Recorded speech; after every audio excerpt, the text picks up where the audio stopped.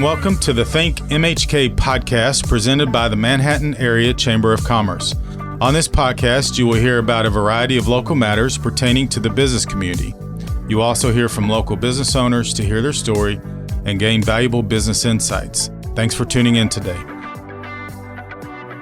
Our guest today is Stephanie Pierce, and Stephanie was our Young Professional of the Year who was named at our annual meeting in February.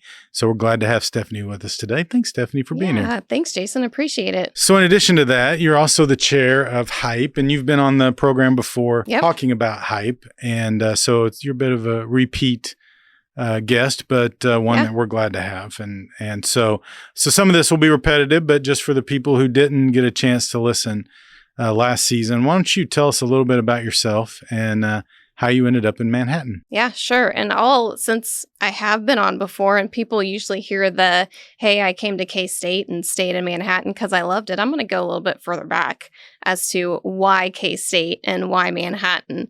So I grew up in Little Western Kansas, and my dad had gone to K-State and was a big fan. So we started coming up to Manhattan to football games. Pretty sure it was the 92-93 season because I specifically remember Chad May was the quarterback and fell in love with K-State football. So we were up here every year. I had family that lived up here. Manhattan was really a second home to us. So it just felt natural to be in Manhattan for me. It wasn't like we were visiting someplace or going someplace new. Campus was familiar. It was just home before it was my actual home. What a lot of people don't know, though, is that I did not originally come to K-State. I actually went to a small university in Kansas City for a semester, realized that's not where I belonged, and came back to Manhattan and went to K-State starting in January of 2004. And of course, it was home already and didn't want to leave, wanted to stay here. So you said you're from a small town out west. What town is that? Little Larned, Kansas. We're known for a state hospital and a state prison. We're also on, it's Fort Larned. So we have some historical sites there in Fort Larned as well. So for those of us who are not Kansas natives, tell me where that would be close to. So that would be straight down from Hayes, about an hour. Okay. Because in Kansas, we use hours instead of miles. I've been in that area. Well, being from Oklahoma, I can appreciate that. So let's find out how small a town, because usually I can give people a run for their money in terms of small high schools. So your graduating class was how many? It was around 82, I believe. Stephanie. Oh, come on. You went to the big city. My high school graduating class was 21. Oh, man. Yeah. So we had plenty of small communities around us that were in those 20s. Yeah, so we would look at you as the big town where I grew up. Hey, we had a Dillon's, so that was something. A grocery store is something. So you came to K-State, and what made you decide to stay here? So I ended up working at Anderson Knight Architects for Tracy Anderson and Dan Knight my last semester at K-State. I had originally a plan to go to law school. After I graduated, I had taken the LSATs, gotten into a couple different universities, and was going to head out that way, and ended up meeting who is now my husband, Houston, and decided, hey, I'm going to take a year off, see where things go. And everything transpired from there. Tracy and Dan were very much into getting me involved into the community, into back then what was the Young Professionals group that was run out of the chamber, and also going to chamber events, finding ways to volunteer time, be a part of Flint Hills Leadership Manhattan, anything to get me integrated. And once you get integrated, it's really hard to leave. You have that sense of community, you have that sense of pride, and it's not easy to just step away from that. So, I dabbled in entrepreneurship first. Oh, that's right. You did. Yeah. You've told me that before. I had a wedding planning business for a while. We started Purple Swirl Frozen Yogurt. And then I worked for the vice president for research on campus, and that's how I met what was K-State Institute for Commercialization, Kent Glasscock and Rebecca Robinson, and then rest is history. And you've been there. Here I am. Did you know before the annual meeting that you had won the Young Professional of the Year? I mean, technically, I wasn't supposed to know, but my husband kept hinting at, you need to make sure you look really nice. And like, you don't always look nice? What's the story with that? Exactly. When he emphasizes it, I know something's up. So I had a suspicion, but I did not know. When you found out officially, how did you feel? Very honored, of course. We had just gone through the announcement of all the 15 under 40, which are a ton of just amazing young professionals that have done so many things in the community, very involved, served as leaders throughout Manhattan and the surrounding communities in Wamego, Junction City. So I was definitely honored to be named as the Young Professional of the Year for Manhattan. I was, of course, very thankful at the same time because there were so many doors that have been open to me over the past few years through either work or relationships that I've built, that it's just, you can see that that pathway led me to somewhere. And so it was great to be able to look back and reflect on that and see where everything kind of fell in place, even though at the time it may not have felt like it was going that way. So I was, first of all, I was really impressed when listened to your speech, as I thought, well, if she doesn't know, this is a heck of an extemporaneous speech. So clearly you had a little bit in your mind, maybe what you were going to say. May have had a few points rolling through my mind. Yeah, nothing wrong there. So I was talking to Matt Crocker, who was the C. Clyde Jones Volunteer of the Year, and he, little like yours, he said at some point when the fifth person asked you if you're going to be at the event, kind of figure it out. So I thought, Matt had a few moments to figure his out. And then, of course, Mary Vanier, who was the Lead Fisher Citizen of the Year, basically Summer had to tell her because she had other plans. And so she had to make sure that she was going to attend. And she was the highlight, I think, of the speeches. Yes. She had everybody laughing through that process. So, but you all did a great job and certainly were worthy recipients. Thank you. So let's talk a little bit about the Hype group, because you have chaired it for you're in your second year of chairing Hype. Last year was the first year that we started selling memberships. And one of the things that I have bragged about numerous times is we had a goal of 200 and I think exceeded 250 by the time the year was over. So what do you think was the reason that became, or that we were able to achieve that in really just the first year of undertaking a paid membership program? First, I think we have a great group of volunteers that are helping lead the organization, plan the events, work on the different initiatives. So I give a lot of credit to them because they're really the champions out in the community, making sure that folks are aware of Hype, what we do, inviting them to events, getting them involved. And really helping shape what that looks like and making sure that, it's $50 for the full year. How do we add value to our Hype members at our events, but also beyond our events? So I'm hoping that we'll continue this momentum, keep growing, retain all of our membership, but build it bigger through the events that we're doing now and some new events that are coming up this year.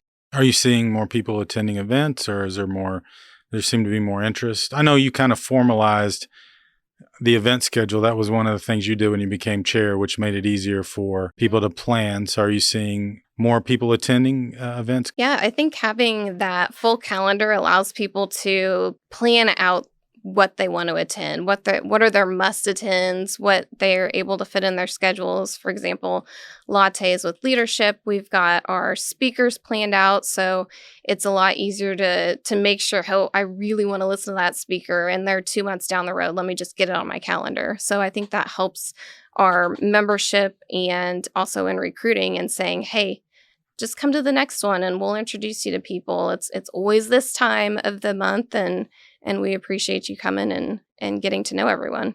I know you addressed this a little bit when you were on with us before, but why is Hype important to this community? Hype is, I think, crucial to this community because there is, the university, there's a large student population, there's Fort Riley, and in order for Manhattan to retrain and attract young talent that will stay here, that will grow here and advance here, having that platform where they can really plug into the community.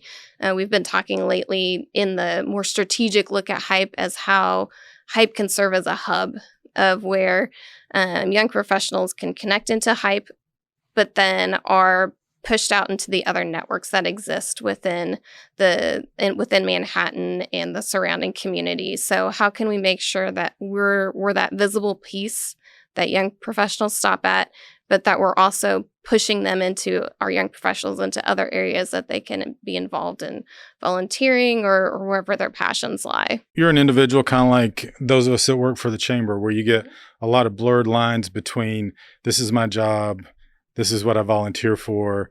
So how do you differentiate that, where you say, okay, I'm doing this because it's work versus some things that maybe you have a passion for that you want to volunteer and be part of it? And are you able to do things that you can just basically say, this doesn't have anything to do with work. This is what I do in other areas? I'm kind of lucky as where I don't see my job as work. It fits very much in line in what I'm passionate about. If you would have asked me when I was in school, would I go into economic development? I'd be like, I don't know. I don't understand it. What is that? But I think that those that I've been able to surround myself with and been able to learn about, it just aligns with everything that I've always done throughout my life. So those lines are blurred, of course, which it's hard to differentiate what's hype versus work and where does that bleed together and where are there other opportunities. But I think that I've kind of been lucky enough that those have all fallen under the same things that I'm passionate about and want to spend my time on. And spending time on other things, I've got a little kid at home that's 4 years old. So he pretty much takes up any spare time that I have. So you're actually one of those people who are fortunate enough to love their job then, right? Exactly. So talk a little bit about what you do at your job, because I know we work together a lot, but you have a wide variety of things that you focus on. You talked a little bit about economic development. So what does a day at KSUIP entail for Stephanie? A lot of it is, it varies. Every day is very different. I'm sure you know that. But it can go anywhere from talking with a company that wants to work with K-State for research, leveraging those assets for economic development. How can we attract them to co-locate in the community in order to advance relationships, access to talent pipeline? But it also looks at, how do we fill that pipeline of economic opportunities that are out there through being in touch with our faculty members. Who are they working with? Who are they engaging?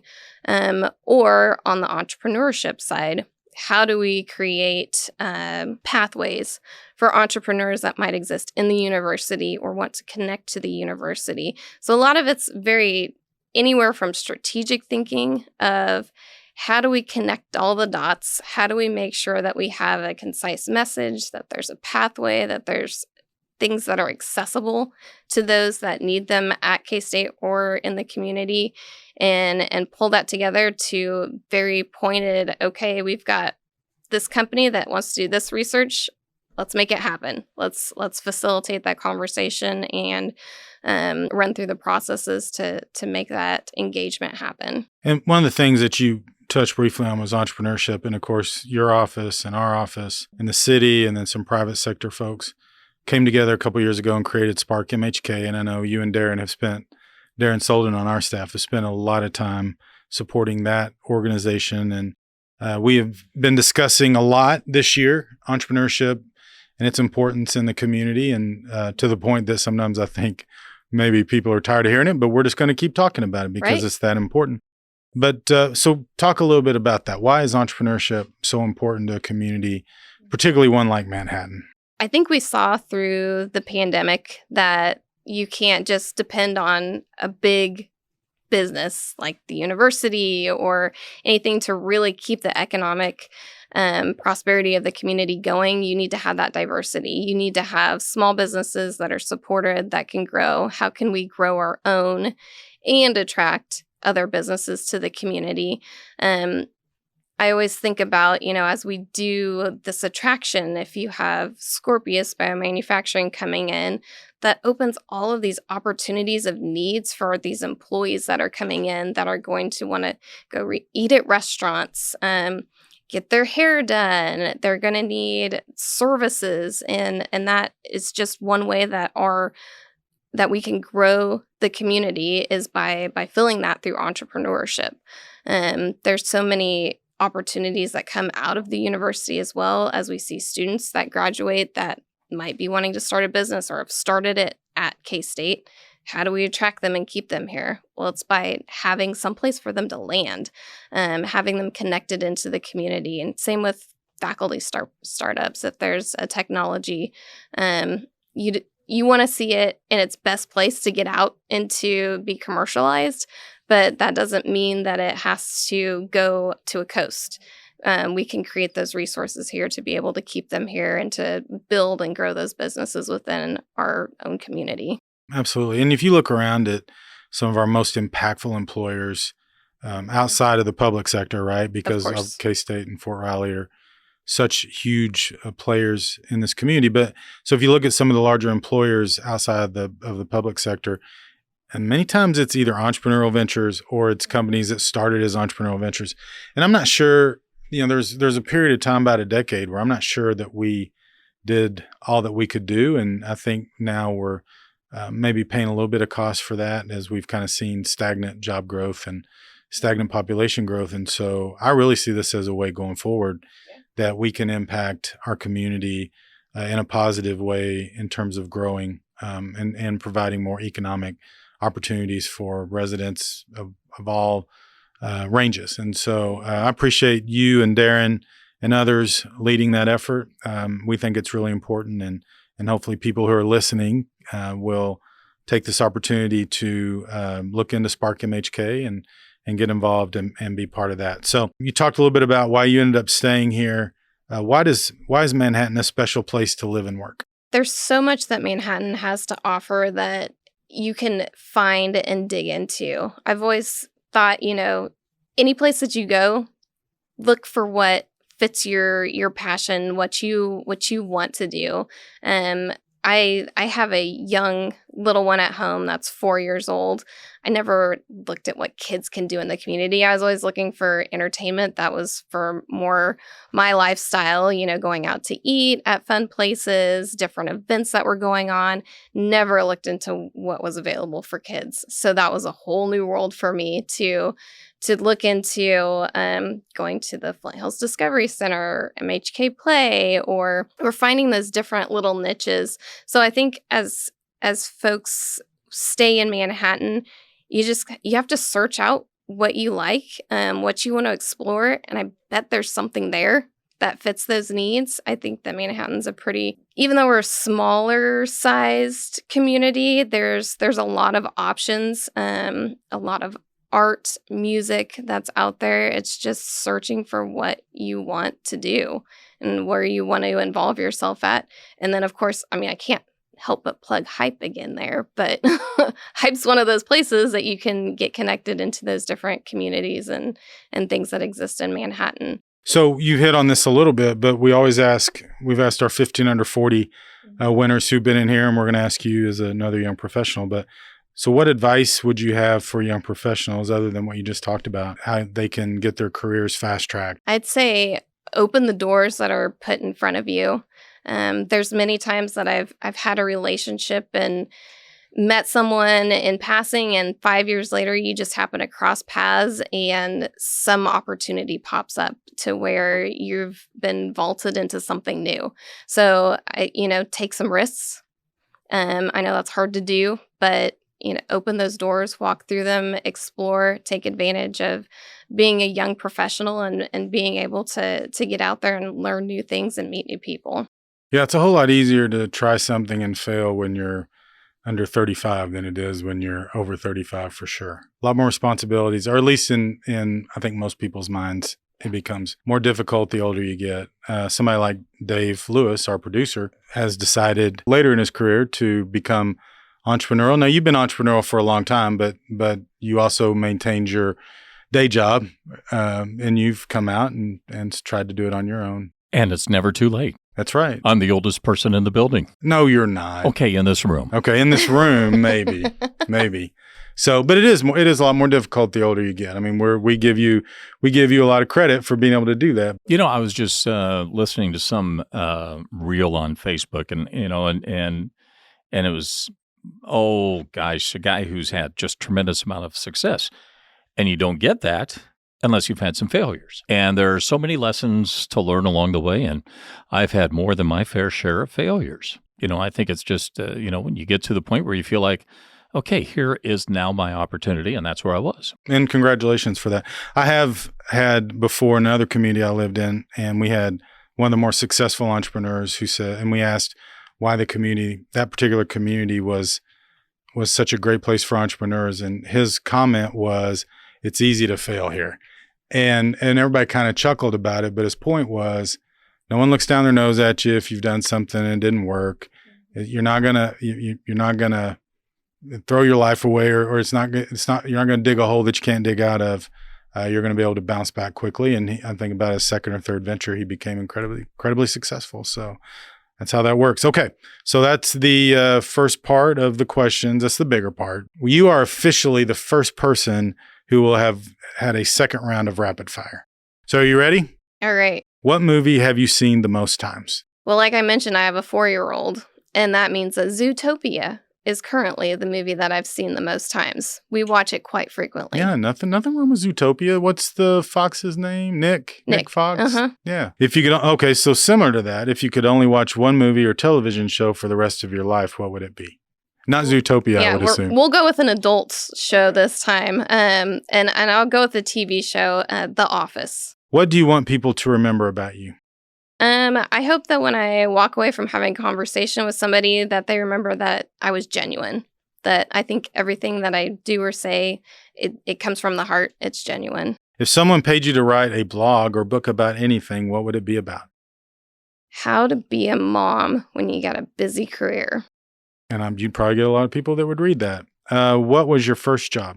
So my dad owned an accounting firm in Larned, and I would go clean his office. And then I turned more into copying things for them and then secretarial type roles. And they just kept me on as long as they could. What skill would you most like to learn? Something to do with memory. I think my memory just starting to get too full. I got to figure out a better way to... Stephanie, it only gets worse. I'm just going to tell you right now. Man. If your pet could talk, what do you think they might say about you? What kind of pet do you have first? We have 2 dogs. One's a golden retriever and one's a little mutt that's about 15 pounds. So what would your pet say if they could talk about you? I would think they would say that I'm a really good pillow because they're usually somewhere laying on top of me. What is the most ridiculous thing you believed as a child? So I had an completely irrational fear that something was hiding in the shower. So every time I went into the bathroom, I would have to open the shower curtain just to check and make sure. Do you prefer working remotely or in the office? When I need to get a lot of tasks done, I prefer to be remote. I can sit there and really focus and concentrate. But I really enjoy also having those in-person meetings to be able to have those conversations. So work from home, meet in person. How do you deal with work stress? Organization. Anytime I get stressed out, I just stop what I'm doing, get my email, my desk, whatever I have organized, and that helps me feel more control of things. I've heard a lot of people who do that. Stephanie, again, congratulations on being our 2023 Young Professional of the Year. It was certainly an award that was well-deserved, and thank you for making your second appearance on the ThinkMHK podcast. Thanks, Jason. Appreciate it. Thanks for listening to this episode of ThinkMHK, a podcast produced by the Manhattan Area Chamber of Commerce. If you enjoyed the ThinkMHK podcast, we'd love for you to subscribe and share it out on your social media channels. Feel free to reach out to us on Facebook, Twitter, or Instagram at the Manhattan Area Chamber of Commerce.